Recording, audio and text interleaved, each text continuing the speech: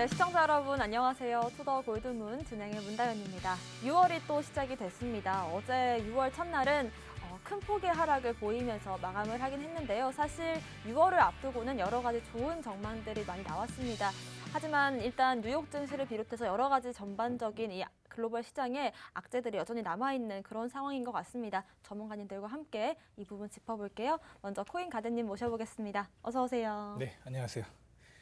네, 반갑습니다, 여러분. 코인 가드 전문가입니다.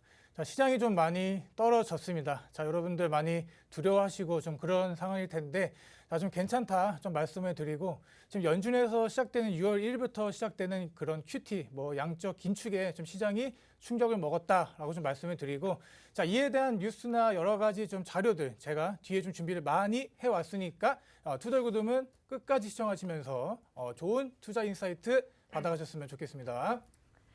네, 우리가 우려했던 부분인 이 양적 긴축 QT가 6월부터 시작이 된다고 합니다. 과연 어디까지 이어질지는 잠시 뒤에 자세히 짚어드리겠습니다. 코인 한수님 모셔볼게요. 어서 오세요.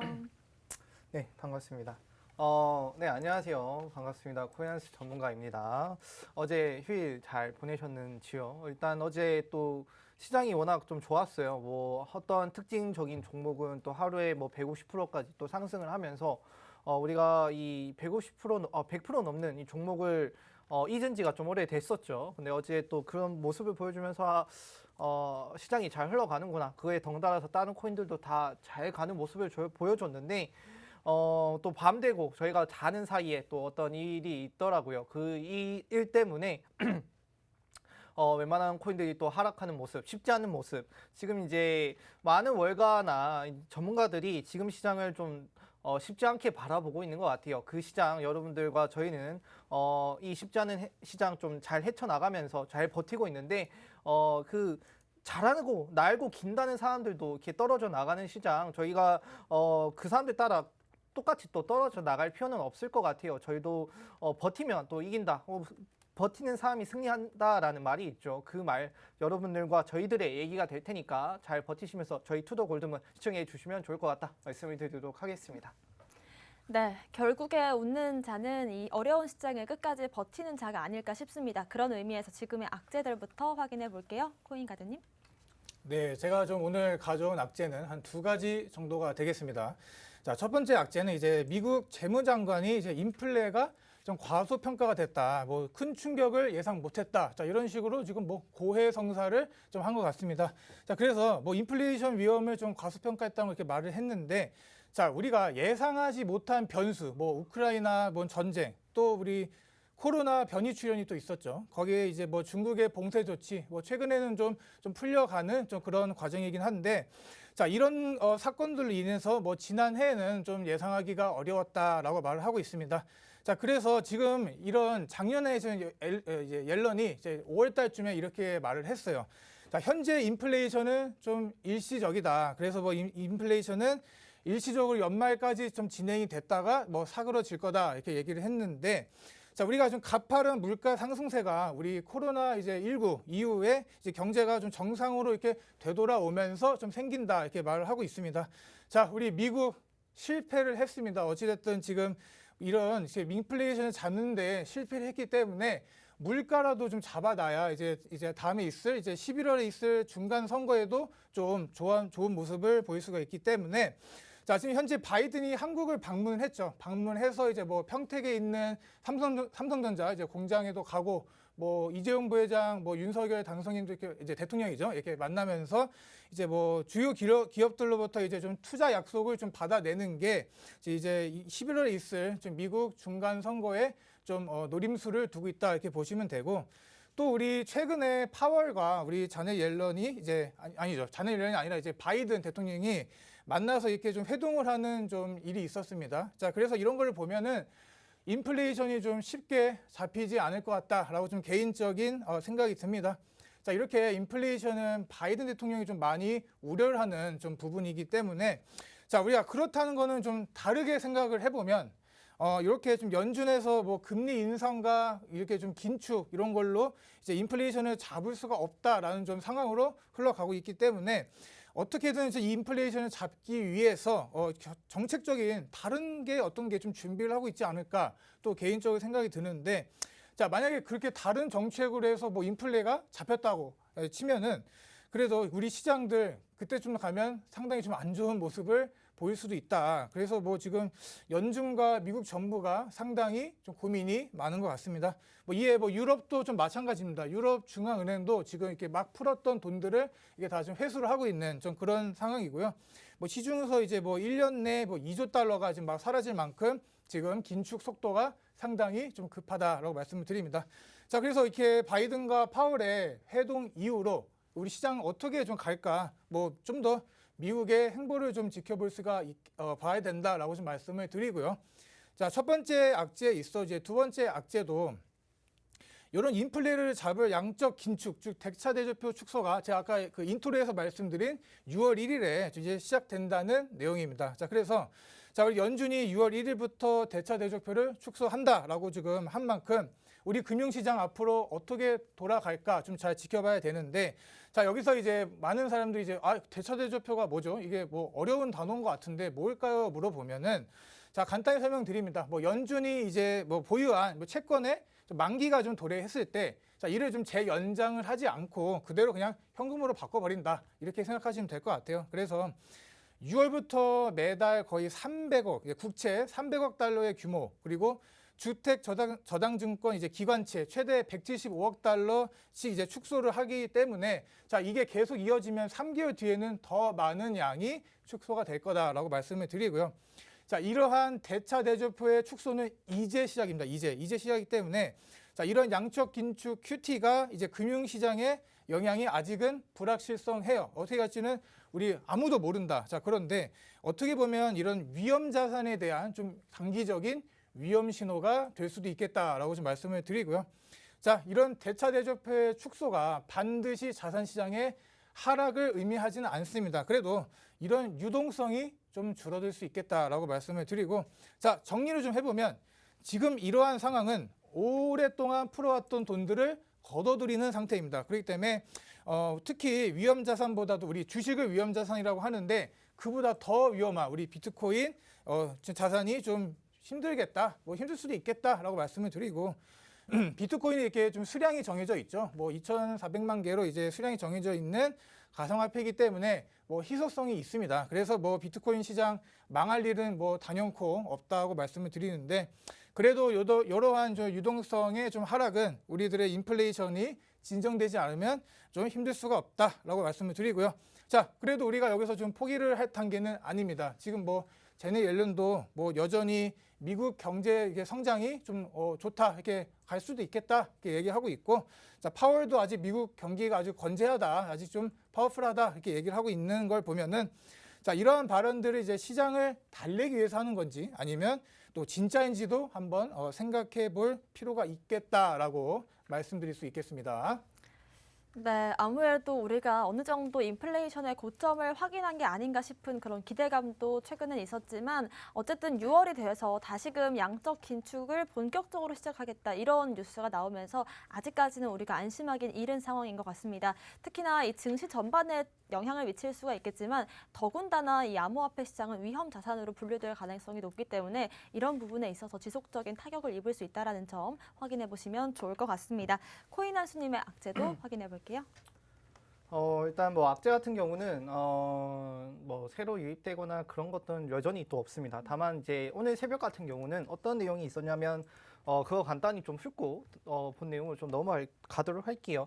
어제 좋은 모습을 보여줬는데 밤새 또 하락하는 모습을 보여줬어요. 일단 기본적으로 앞에 말씀해 주신 것처럼 이제 6월 달부터 양적 긴축이 들어가죠. QT라고 들어가는데 규모가 한 7천억 정도 되는 것 같더라고요. 그만큼 여태까지 채권을 매입을 했던 거를 이제 채권을 다시 뱉어내므로써 돈을 좀 회수하는 좀 모습을 보여줄 것 같은데 그렇게 6월 달에 QT가 시작된다라고 하니까 사람들이 또 지레 겁을 먹어가지고 또 매도하는 모습이 좀 나왔던 것 같고요. 그리고 이제 월가의 또 황제라고 하죠. 이 다이먼 그러니까 JP 모건의 회장입니다. 이 다이먼이 또 앞으로 뭐 큰 태풍이 뭐 허리케인이 닥칠 수 있다라는 또 그런 얘기를 내놓기 시작을 했어요. 다이먼 같은 경우는 그 전까지 그런 언급이 없었는데 갑자기 어제 뭐 양쪽 긴축과 좀 맞춰서 그러는 건지 좀 그런 발언을 하면서 사람들이 또 심리 위축을 할 수 있게 또 만든 내용이 있었고요. 그리고 여기에 또 하나 더 추가를 해드리자면 이제 연준이 참조하는 이제 베이직 북이라고 있어요. 이 베이직 북이 뭐냐면 이제 뭐 미국 같은 경우는 주가 많잖아요. 이 각 주마다 좀 이렇게 섹터를 나눠서 좀 분석을 해요. 뭐 이 주는 어떻고 뭐 이 주는 어떻고 이렇게 분석을 하는데 지금 이제 연준이 가장 관심이 있고 또 신경을 쓰는 부분이 아마 고용노동 부분일 것 같습니다. 그 고용노동 부분에서 좀 안 좋은 모습을 보여줬어요. 뭐 어떤 안 좋은 모습을 보여줬냐면 일단은 지금 이제 6월 달이 들어갔죠. 뭐 이제 4월 달과 5월 달로 기준을 나눠서 말씀을 드릴게요. 일단 4월 달에 이 베이직북이 그때도 나왔어요. 나왔을 때는 뭐 이제 유의를 해야 된다, 뭐 경고를 해야 된다라는 뭐 각 그 이제 주마다 이런 내용들이 없었는데 한 달 새가 지나고 나니까 이제 그 유의를 해야 되는 이제 주가 3개나 등장을 했습니다. 그렇다 보니까 전체적으로 아무래도 고용 지표가 좀 상승은 하고 있는데 그 상승이 이렇다 우리가 만족할 만한 상승은 아니었어요. 근데 여기에 더불어서 어떤 주는 좀 어느 정도 괜찮고 아직도 괜찮고 근데 어떤 주는 나쁘고 이 부분이 생기다 보니까 고용 지표가 좋지만 좋은 듯 나쁜 듯 이런 느낌을 받았던 것 같아요. 그게 또 같이 또 반영이 되면서 뭐 갑자기 이제 저희 자는 사이에 뭐 이런 방금 말씀드린 3가지 내용이 있죠. 이건 뭐 들이닥치니까 사람들이 또 정신을 못 차리고 또 매도를 했던 것 같아요. 그 부분들이 이제 지금 하락의 원인이라고 드릴 수 있는데 아무래도 이런 고용 지표와 이제 이 고용 지표가 가지는 의미가 결국에는 사람들이 모으고 모아서 인플레이션도 올라가잖아요. 인플레이션도 이유가 또 러시아 때문이 없지 않아 있죠. 이제 최근에 사람들이 원유 가지고 얘기를 많이 하는데 그 원유 관련해서 좀 내용들이 나와 있습니다. 일단은 뉴욕타임즈에서 러시아에 지금 이제 가혹한 형벌이 내려질 것이다. 유럽이 희생을 해서 이런 형벌을 하고 있다. 어떤 내용이냐면 EU 같은 경우는 보통 이제 유럽 연합이죠. EU에서 보통 이 유럽에 있는 뭐 독일, 뭐 프랑스 이런 국가들은 에너지 의존도가 러시아에 좀 많이 높은 편이었어요. 근데 그 러시아가 이제 석유관을 통해서 유럽에 이렇게 내주는 것도 있었고요. 가스 같은 거나 석유나. 그리고 여기에 더불어서 그다음에 해상 수송을 통해서도 많이 수송을 한다라고 해요. 근데 해상을 통해서 하는 게 3분의 2 정도 되니까 어마어마한 차지를 했었죠. 근데 이제 이 해상으로 통하는 거를 막겠다. 우리가 이제 유럽이 희생을 해서라도 이거 지금 우리가 이 기름을 사서 이 기름 산 거 가지고 지금 러시아 지금 저기 우크라이나에다가 미사일 쏘고 전쟁 자금으로 사용하고 있는 것이 아닌가. 그러니까 우리가 벨기에 브뤼셀에서 회의를 통해서 러시아산 원유를 금지를 하겠다. 다만 이제 석유관을 통해서 육로로 오는 거는 허용을 하고 왜냐하면 허용을 할 수밖에 없었어요. 그 이유가 뭐냐면 헝가리 때문이죠. 헝가리 같은 경우는 지금 약간 첼러의 성향을 가지고 있어요. 그래서 헝가리가 여태까지 뭐 지금 이제 6차까지 이어졌는 회의가 있는데 6차 제재안까지 이어졌는데 이 제재안 또한 헝가리는 계속 반대를 했었습니다. 그래서 서로의 이 합의점이 맞춰지지 않으니까 계속 6차, 7차, 8차 이렇게 갈 수 있었던 건데 이제 헝가리가 너희 그러면 육로는 통하게 해라. 대신 그 육로 중에서도 우리는 쓸 수 있게 해라. 이렇게 몇 개의 나라는 쓸 수 있도록 하고 점차 기간을 줄여가면서 줄이자. 이런 내용을 좀 합의를 했다라고 해요. 그 다음에 여기에 더불어서 아까 3분의 2 차지하는 해상 수송은 전면 금지.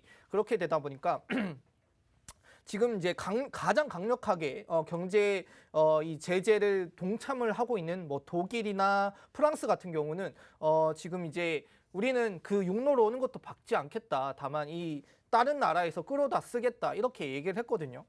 그렇다 보니까 지금 안 그래도 독일 같은 경우는 인플레이션이 어마어마하게 높아요. 제가 알기로는 독일 같은 경우는 지금 7.9%죠. 물가 상승률이 50년 만에 7.9%를 보여주면서 안 그래도 자기들이 처한 상황이 안 좋은데 지금 이 유럽의 희생을 또 감수를 하면서 러시아의 제재에 또 동참하면서 모범이 되는 모습을 좀 보여주고 있었다. 그리고 그렇게 말씀을 드릴 수 있고 이제 석유관 제재의 헝가리 내용을 좀 더 추가적으로 말씀을 드릴게요. 뭐 이 석유관 같은 경우는 폴란드, 독일, 헝가리, 슬로바키아, 체코를 지난다라고 해요. 여기서 아까 말씀드린 독일이나 폴란드 같은 경우는 이걸 받지 않겠다. 다만 헝가리, 슬로바키아, 체코 이 세 개국은 예외 조치가 좀 적용이 될 것 같다. 독일, 폴란드는 수혜를 거부하고 원유 금수 조치를 원칙대로 모범을 보여주는 모습을 보여줬고, 그 다음에 이제 앞에 말씀드린 헝가리나 슬로바키아, 체코 같은 경우는 순차적으로 시간이 지나면서 좀 줄여 나가겠다. EU가 보통 이제 한 달에 좀 어마어마한 그 러시아를 통해서 들어오는 금액이 한 12조 4천억 정도. 러시아가 EU를 통해서 유럽을 통해서 얻는 금액이 12조 4천억 정도였다라고 해요. 근데 이거를 그 러시아의 이 군수 자금을 좀 줄이겠다라는 명목하에 확실히 줄이고 있는 모습을 보여주고 있죠. 그리고 이제 이렇게 되다 보니까 아까 이제 헝가리를 제가 계속 말씀을 드렸는데 지금 이제 단합이 살짝 안 됐어요. 보면 러보다 EU에 좀 큰 피해를 받을 수 있다. 단일 대우 균열 우려가 나온다라는 내용인데, 자, 단일 대우 말씀 그대로 모두가 이제 합의해서 한 방향으로 가야 되는데 그렇지 못하는 모습을 보여주고 있죠. 헝가리가 그 부분에서 좀 나왔던 것 같아요. 헝가리는 특혜를 받아서 이 러시아로부터 기름을 받을 수 있고 그다음에 칠러 성향이 있다 보니까 어느 정도 이제 이득을 받아가는 부분들이 있는데 나머지 국가들은 또 피해를 받을 거예요. 왜냐하면 기존에 해오던 이 시스템을 완전히 차단을 해버리고 전혀 다른 시스템으로부터 다른 국가로부터 비싼 값에 이 원유 수입을 치를 수 있단 말이에요. 안 그래도 지금 인플레이션이 이렇게 어마어마하게 커지고 있는데 이런 국가들이 자기들 살 깎고 가면서 이런 모습을 보여주는 게 오히려 인플레이션 다른 나라들의 인플레이션을 또 더 높일 수 있는 계기가 되지 않을까, 그런 우려가 좀 나오고 있어요. 그래서 좀 문제가 될 것 같고, 그리고 이번에 6차 제재안에 지금 6차 제재안이 합의가 됐죠. 러시아 최대 은행인 스베르방크 이 은행이 이제 스위프트로부터 좀 퇴출이 된다라고 해요. 그래서 이제 뭐 국영 박용사 3곳 그리고 전쟁을 직접 간접적으로 지원한 러시아인들에 대한 추가 제재도 좀 포함이 됐다라고 합니다. 그리고 여기에 더해서 이제 우크라이나 재건을 위해서 약 12조 정도의 형태의 지원을 할 예정이라고 합니다. 우크라이나를 다시 일으켜서 새로운 강력하고 구체적인 좀 지지를 할 수 있도록 만들도록 하겠다라는 내용을 좀 말씀을 드릴 수 있을 것 같습니다. 네, 역시나 이 러시아와 우크라이나발 이슈가 여전히 시장에 잔존하는 것 같은데요. 이 부분 체크해 보시길 바라겠습니다. 오늘 호재도 바로 살펴볼게요. 코인가드님. 네, 제가 오늘 가져온 호재도 한 2가지 정도가 되겠습니다. 자, 첫 번째로 이제 가상자산 컨트롤 타워, 우리 디지털 자산위원회라는 이제 이런 단체가 이름이 이제 6월 달에 출범을 한다라는 좀 얘기입니다.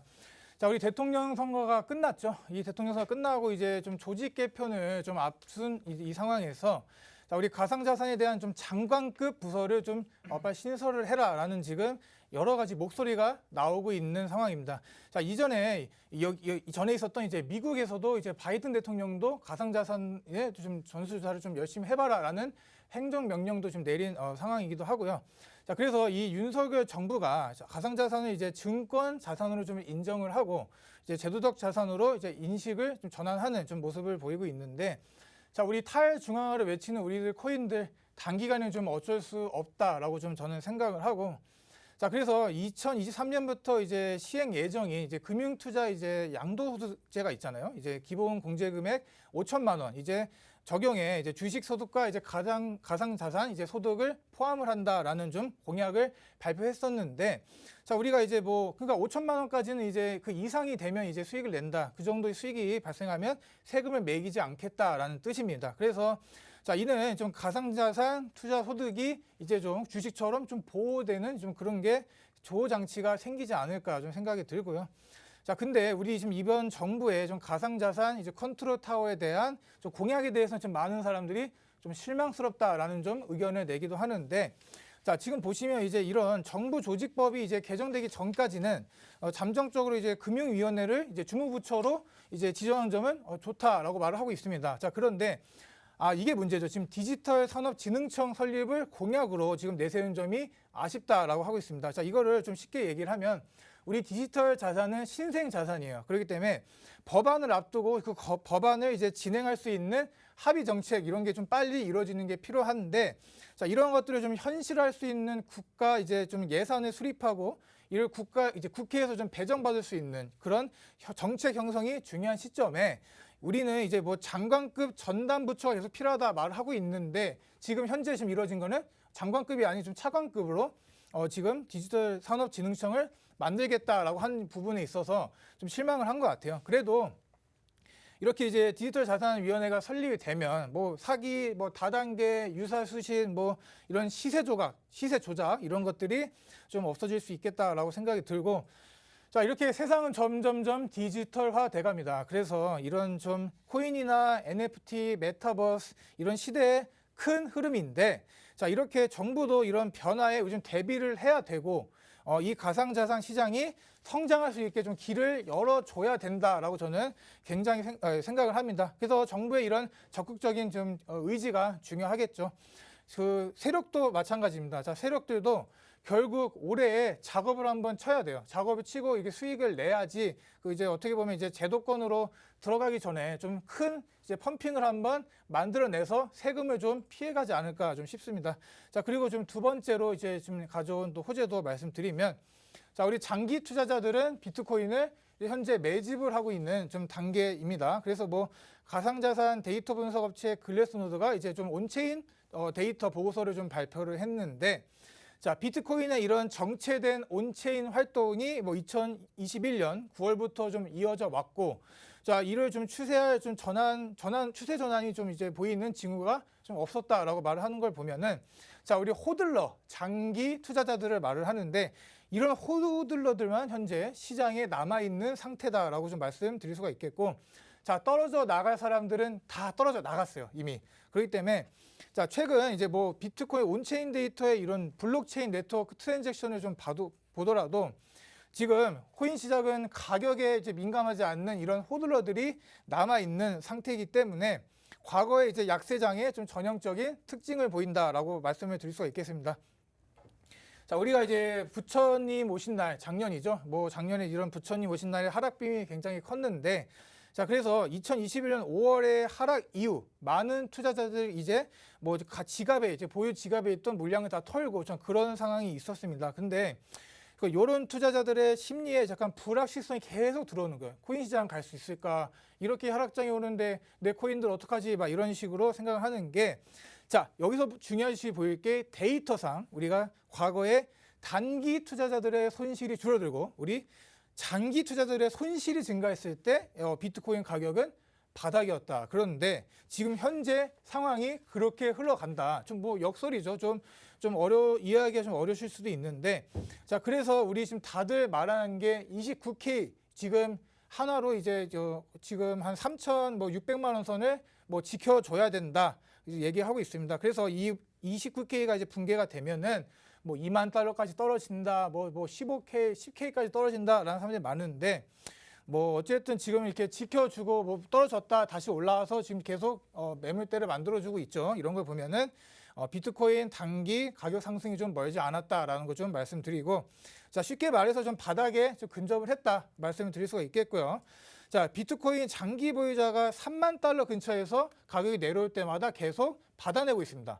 계속 물량이 나오는 거를 매수를 하고 있습니다. 그렇기 때문에 이런 장기 보유자 물량이 최근에 거의 1,304만 BTC를 좀 기록을 하면서 사상 최고치의 기록을 지금 하고 있는 이 상황에, 그래서 이런 상황 다시 한번 정리를 하면 이런 코인 시장 장기 홀더들이 받쳐주고 있다. 그리고 보시면 되겠고요. 그래도 좀 낙관적으로 볼 수 있는 소식들이 되지 않겠나라고 말씀드릴 수 있겠습니다.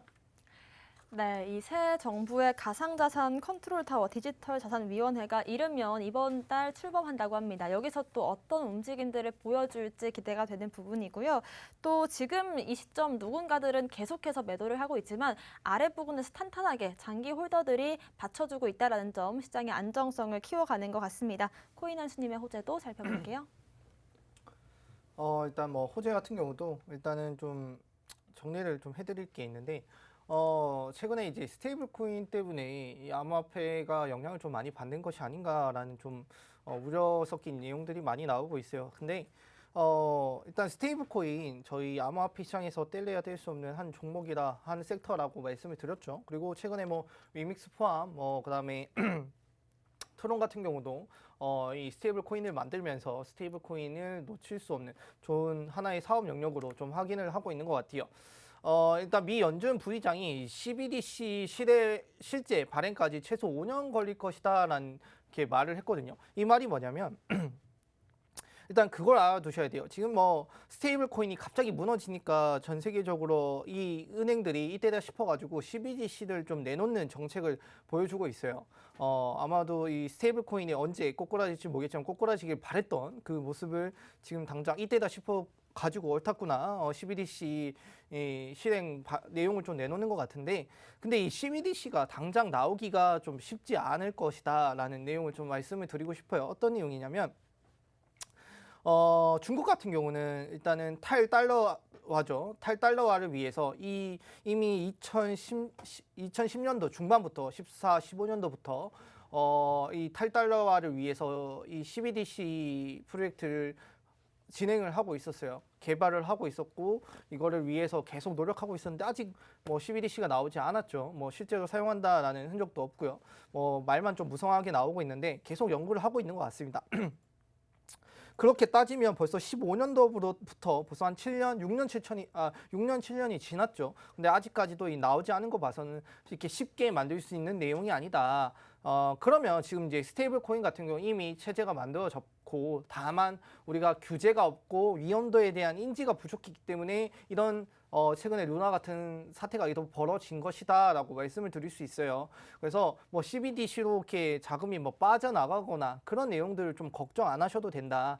스테이블 코인은 이제 시작이고 여러분들 뭐 이런 제재들이나 그다음 규제가 만들어지고 그다음에 좋은 사례가 하나 있었잖아요. 좋다고 할 수는 없지만 뭐 참조할 만한 사례가 하나 있었기 때문에 이걸 통해서 다른 기업들과 전문가들이 그다음에 연구가들이 정확히 잘 만들어 줄 거라고 좀 생각을 하고 있습니다.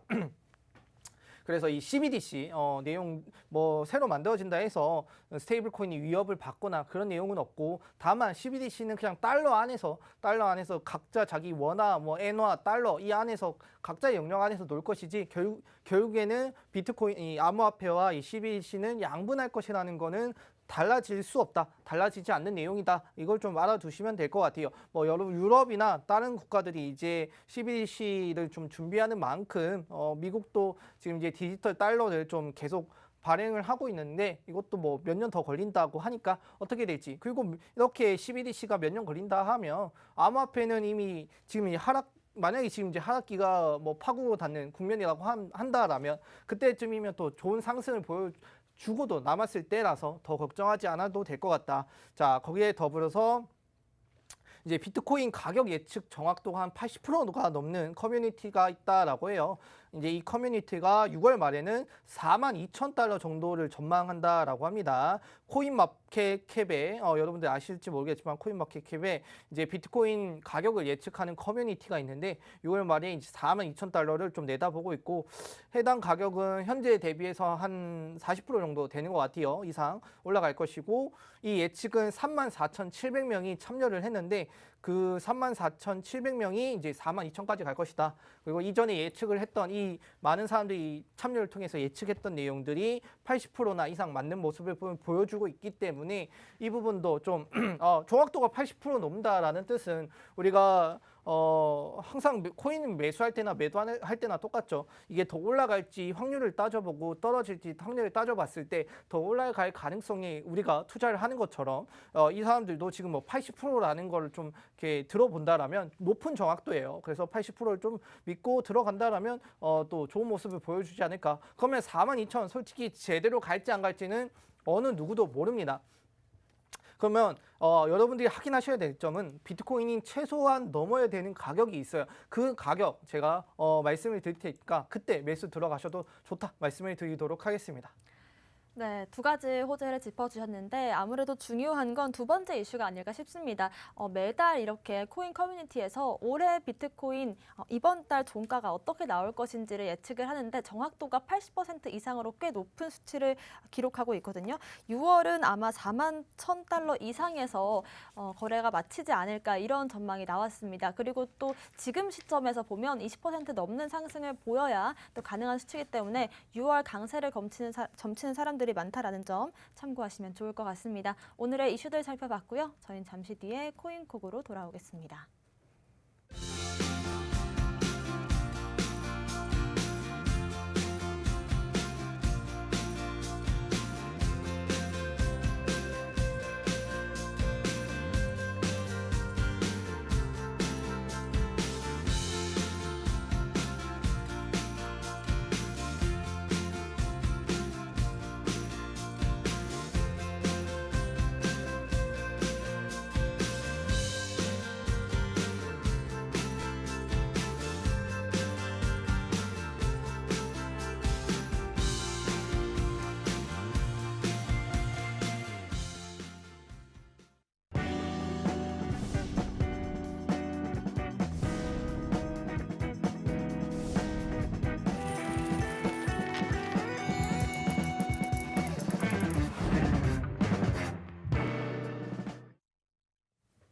네, 코인콕 특징주 분석 시간입니다. 어제 하루 동안 특징적인 이슈와 흐름 보여준 코인들 분석해 볼 텐데요. 어제 무려 130% 넘는 상승을 보인 코인이 있었습니다. 코인가드님 분석 부탁드립니다.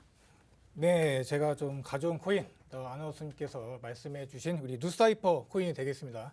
자, 어제 뭐 130% 이상의 좀 급등을 좀 보여줬습니다. 그래서 뭐 이에 좀 스레스홀드란 코인도 같이 좀 오르는 상황인데, 올랐던 상황이죠. 그때 제가 좀 이제 자세히 말씀을 드리도록 할게요.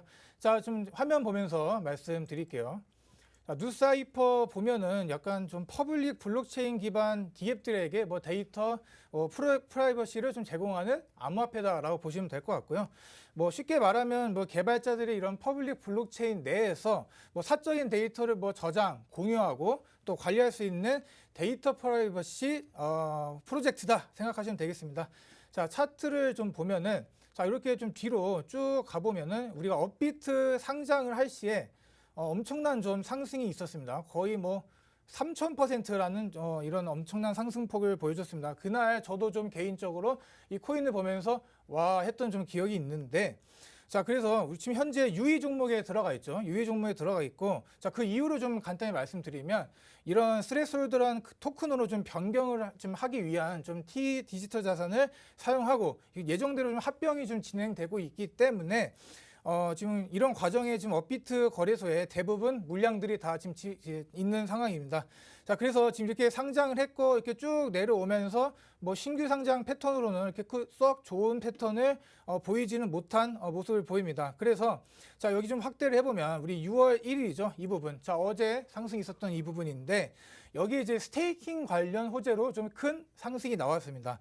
자, 단순 이런 스테이킹 호재로 이렇게 좀 큰 상승이 나오기는 좀 힘든데, 자, 우리가 지금 현재 이제 이런 스레스홀드와의 스왑을 통해서 스왑을 하지 않는 이제 누사이퍼 세력들이 그냥 힘으로 막 찍어 올린 것 같아요. 그래서 자, 우리 어제 보면 이제 휴일에 좀 단타 투자자들이 지금 많이 들어온 것 같아요. 그래서 거래 대금도 지금 엄청나게 지금 들어와 있는 상황이고, 자, 이런 걸 보면은 지금 차트를 한번 보면은 지금 5월에 있을 이런 초입에 좀 하락했던 이 부분도 있잖아요. 이 부분들까지 지금 다 올라왔다가 다시 좀 살짝 빠지고 있는 모습을 보여주는데, 자, 그래서 중요한 게 지금 뭐 특징 종목으로 가져왔지만 지금 들어갈까요? 아닐까요? 뭐 이런 거에 대한 좀 퀘스천을 좀 여러분께서 저한테 주실 수 있을 거라 좀 생각이 듭니다.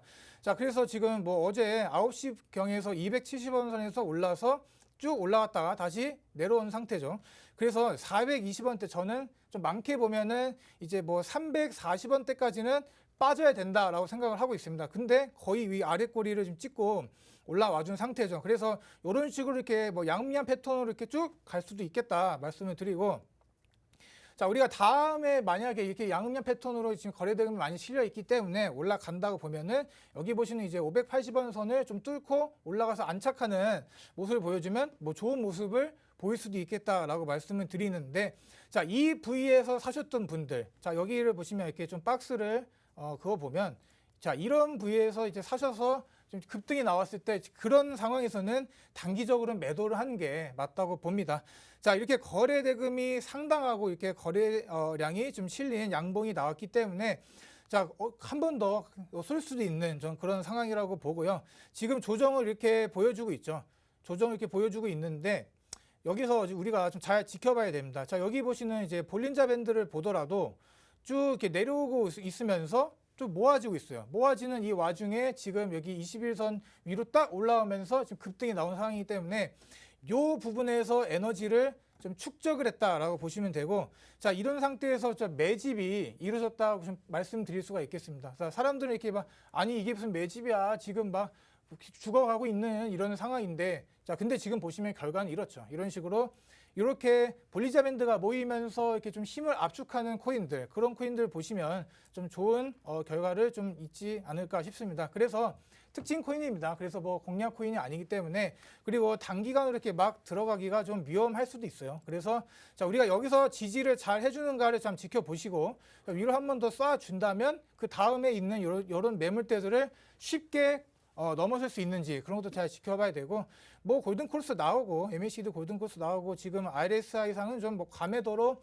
매도를 하는 게 맞다라고 생각될 수도 있지만, 우리가 차트가 계속 올라가게 되면 RSI는 항상 이렇게 그 과매도권에 있는 좀 경향을 보입니다. 자, 그래서 매집이 이루어졌다라고 좀 보이는 부분이 있고, 상승 직전에 이렇게 좀 추세 전환이 이루어지면 쭉 계속 갈 수도 있겠다라고 좀 말씀드릴 수가 있겠습니다. 네, 어제 워낙에 급등을 보였던 코인이기 때문에 그 이후에는 지지를 잘 해주는지가 더 관건일 것 같습니다. 매매 관심 있으신 분들은 참고하시길 바라겠고요. 코인 한수님의 특징 코인 바로 확인해 보겠습니다. 제가 특징 코인을 가져온 거는 일단은 루나 클래식을 좀 들고 왔어요. 뭐 이제 재상장한 지 얼마 안 됐죠. 그래서 뭐 가격 변동성이나 그리고 어느 거래소 또 거래에서 좀 가능한지 좀 설명을 드리려고 가져왔습니다. 일단은 루나 클래식이 지금 좀 많은 잡음을 좀 가지고 있어요. 뭐 소액 홀더들한테는 좀 에어드랍이 힘들다, 뭐 가지 않는다, 그런 내용이 나오고 있고, 그 다음에 하루에도 높은 좀 가격 변동성을 보여주고 있는데 어떤 내용인지 좀 말씀을 드리도록 할게요. 일단은 에어드랍을 받는다고 많이들 좀 좋아하시는 건지, 아니면 좀 나도 받을 수 있을까 좀 많이 궁금해 하실 것 같아요. 일단은 최근에 어떤 사람이 2만 개의 이 루나를 들고 있었다라고 해요. 2만 개 들고 있었는데 루나 클래식 에어드랍을 받아야 되는데 못 받아서 왜 못 받나라고 봤는데 2만 개 정도 들고 있으면 0.3개 정도 받을 수 있다라고 합니다. 뭐 0.3개라서 우리가 못 받는 것이다라고 왜 말씀을 드리냐면, 그냥 가스비보다 저렴하기 때문에 못 받는 거라고 생각을 하시면 돼요. 그래서 이렇게 형평성이 좀 어긋나는 모습을 좀 보여주고 있어요. 뭐 누구는 개수가 많으니까 다 주고, 누구는 개수가 적어서 많이 안 주고, 그리고 가격적인 측면 차이도 있을 거예요.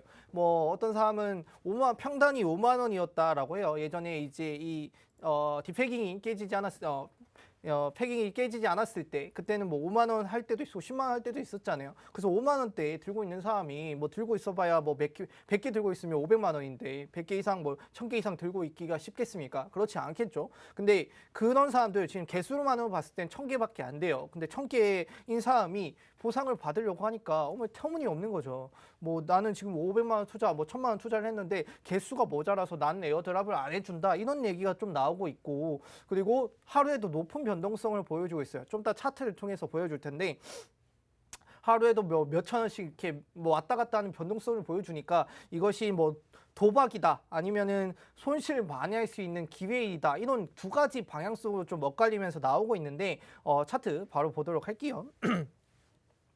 일단은 이제 이 루나 같은 경우는 아무래도 이제 현재 가격대가 아마 8,000원대 가격을 유지하고 있어요. 여기 개요 들어가시면 처음에 상장한 지가 이때죠. 28일 이때 상장을 했는데, 처음에 가격 상승을 처음 했을 때 2만 1,000원대인가요? 2만 1,000원대까지 올라가면서 하루에도 높은 변동성, 그 다음 바로 또 한 5,000원, 4,000원까지 떨어지는 이 큰 낙폭을 또 보여줬어요. 그렇게 뭐 며칠이 흘러서 뭐 12,000원, 4,000원, 7,000원 이렇게 반복을 하면서 변동성을 보여주고 있는데 이걸 보니까 이렇게 변동성이 심해서야 다른 코인들보다 거의 뭐 비트코인만큼 변동성을 보여주잖아요. 이렇게 변동성이 심해서야 이런 내가 투자를 할 수 있겠나. 지금 루나 클래식 아무래도 무너진 민심이 쌓아지지 않았는데 이렇게 변동성을 보여주고 보상도 제대로 안 해주고 하루에 뭐 몇천 원씩 몇만 원씩 왔다 갔다 하는데 우리가 뭘 믿고 투자를 할 수 있겠습니까? 이 부분 이 테라를 통해 2.0을 통해서 보상을 받길 바랬던 마음에서 조금 안타까운 점이 있어요. 누구는 못 받고 그다음에 이걸 또 투자를 하자니 너무 변동성이 심하니까 다음날 아침에도 이 가격이 저 밑에 떨어져 있을 수 있잖아요. 그리고 또 최근에 논란이 많아요. 지금 그 전에 디패깅 전에 떠나지 못했던 기관 투자자들이나 고래들을 탈출할 수 있게 해주는 이 기회의 장이 아닌가. 개미들은 계속 빨아먹고 결국에는 많은 애들을 위해 또 이렇게 만든 시장이 아닌가 이런 또 우려가 나오고 있어요. 그래서 이런 좀 리스크 있는 걸 좀 접근하시기에는 다시 한번 믿는 도끼에 발등 찍힐 수 있는 부분이 있기 때문에 좀 조심스럽다 이 말 좀 전해드리고 싶었습니다. 네, 일단 루나 클래식 재상장한 지가 얼마 되지 않았지만 아직까지는 이 루나에 대한 민심이 회복되지 않은 데다가 워낙에 여전히 이 높은 변동성을 갖고 있기 때문에 여러분들 투자하시는 건 좀 유의하시는 게 좋겠다라는 말씀 주셨습니다. 지금 시점 우리가 공략해 볼 수 있는 코인들은 어떤 게 있을까요? 코인 가드님? 네, 제가 좀 가져온 코인, 우리 비트코인 골드라는 코인입니다. 자, 이 코인 상당히 역사가 있는 코인입니다. 우리 2017년에 좀 탄생이 됐고, 자, 비트코인의 좀 고질적임이라고 할 수 있는 좀 확장성 문제를 좀 해결을 하는 좀 작업 증명 알고리즘을 통해서 좀 채굴 방식을 좀 이제 혁신을 시킨 코인인데, 기존에 있던 이제 POW 방식에서 이제 연산법을 좀 바꿔서 우리가 이제 중앙 집권화되는 걸 좀 방지하는 좀 코인이다라고 보시면 되고요. 또 오리지널 암호화폐의 좀 첫 번째 하드포크가 된 사례라고 좀 말씀드리고, 자, 코인 이제 시가총액을 좀 보면은 좀 5천억이에요. 그래서 비트코인하고 좀 비교를 해보면 상당히 좀 작다라고 좀 말씀을 드리고, 그래서 이렇게 좀 작은 시총이 있기 때문에 뭐 일반인들도 좀 쉽게 좀 채굴할 수가 있고, 이 현재 좀 최대 공급량 대비 거의 80% 이상이 채굴이 되는 코인이다라고 좀 말씀드릴 수 있겠습니다. 자, 차트 한번 보면서 말씀드릴게요. 자, 차트 이렇게 쭉 뒤로 가보면 진짜 뭐 엄청난 또 상승이 있었습니다. 제가 저도 이 부분에서 좀 매매를 했던 기억이 있는데, 여기 쭉 올라가면서 이제 뭐 계좌가 계속 막 올라가더라고요. 그래서 참 너무 좋았다라고 좀 말씀을 드리고, 지금 이렇게 4월 비트코인 이제 대호황이 왔을 때 지금 엄청난 상승폭을 보여줬습니다. 그렇기 때문에 뭐 2020년대만 해도 이렇게 거의 뭐 5,000원대, 뭐 7,000원 이렇게 좀 이런 좀 가격대를 형성하고 있었던 코인이 최대 거의 20만 원까지 엄청난 좀 상승력이 있는 좀 코인이다라고 말씀을 드릴 수가 있겠고, 뭐 이에 쭉 빠졌죠. 쭉 빠졌다가 다시 또 이렇게 올라오고 막 이런 지금 상황이 가고 있는데, 뭐 최근에도 보면은 이런 식으로 좀 차트를 좀 그어 보면 뭐 하락세로 좀 가고 있지 않나 이렇게 생각됩니다. 이렇게 하락세로 좀 가고 있지 않나 이렇게 말씀드릴 수가 있겠고, 자, 근데 좀 이런 좀 시장에 좀 선례들을 좀 보면은 우리가 좀 같이 가는 코인들이 좀 있습니다.